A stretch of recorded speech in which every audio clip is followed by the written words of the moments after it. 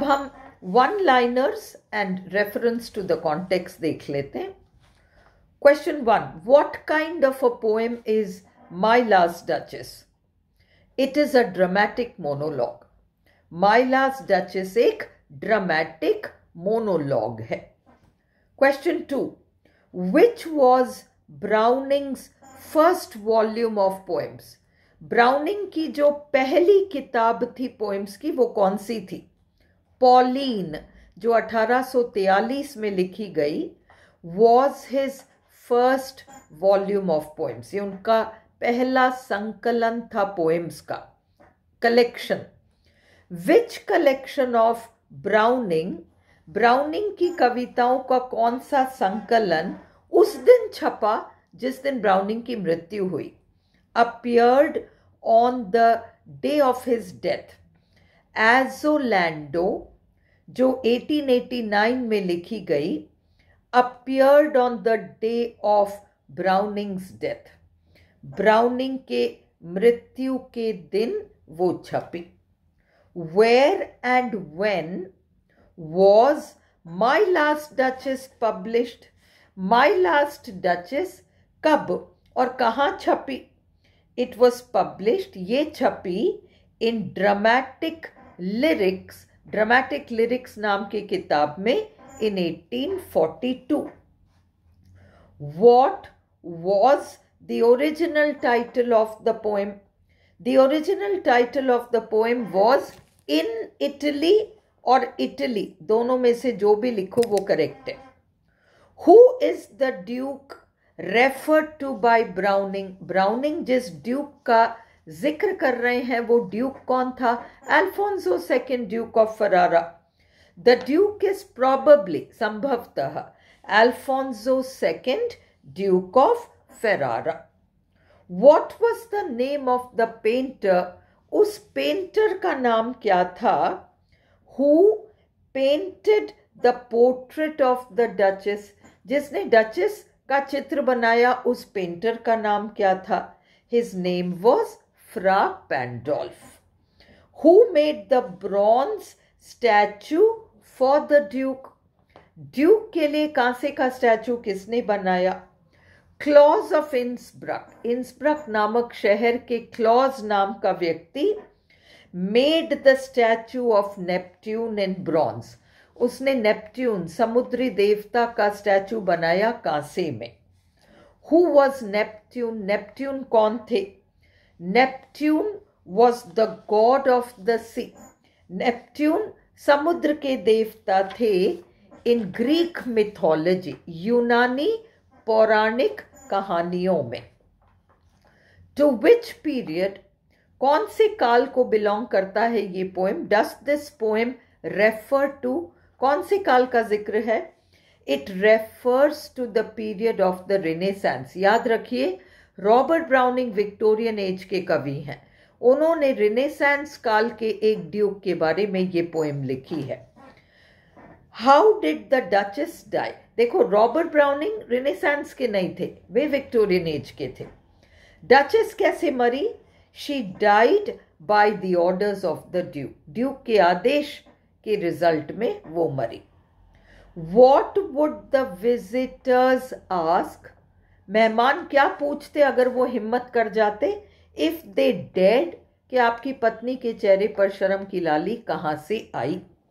They would ask the duke, वे duke से पूछते, how such a coy expression, coy ऐसी मुस्कुराती सी, एंड शाई लुक, शर्मीला सा, एक्सप्रेशन ब्लश, शर्म की लाली, had come on her face, उसके चेहरे पर कैसे आया? आपकी पत्नी के चेहरे पर कैसे आया? What does the Duke show the visitors? आज तो वो इस एनवॉय को दिखा रहा है, पहले भी उसने कई मेहमानों को दिखाया होगा. क्या दिखाया होगा सीढ़ी से उतरते वक्त? As they go down the stairs, Neptune का स्टैचू.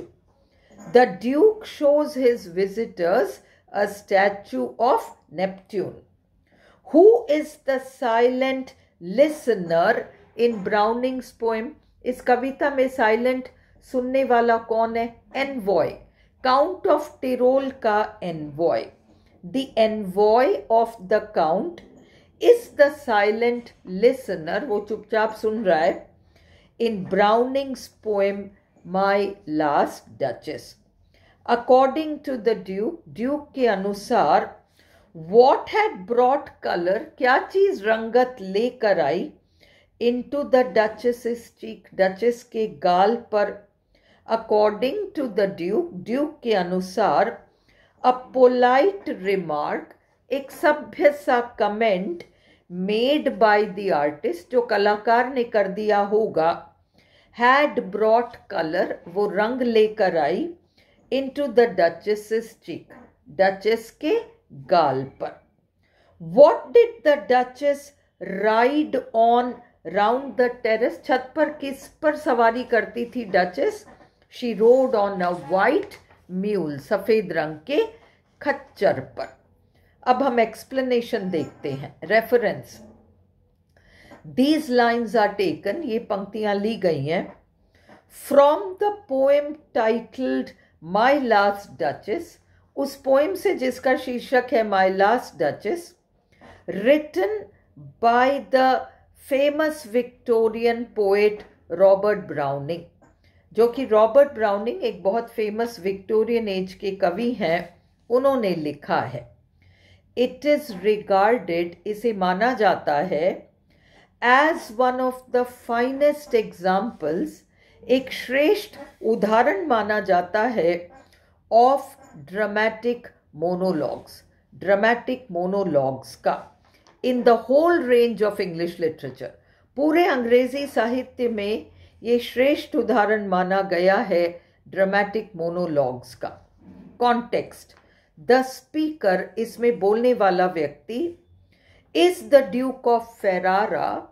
ड्यूक ऑफ फेरारा है हु इज अ विडोवर, जिसकी पत्नी मर चुकी है, विडोवर है.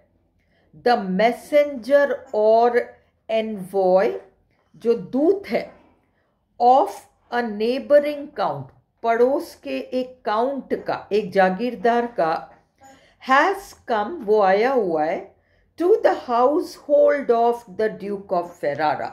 ड्यूक ऑफ फेरारा के घराने में आया हुआ है काउंट का दूत.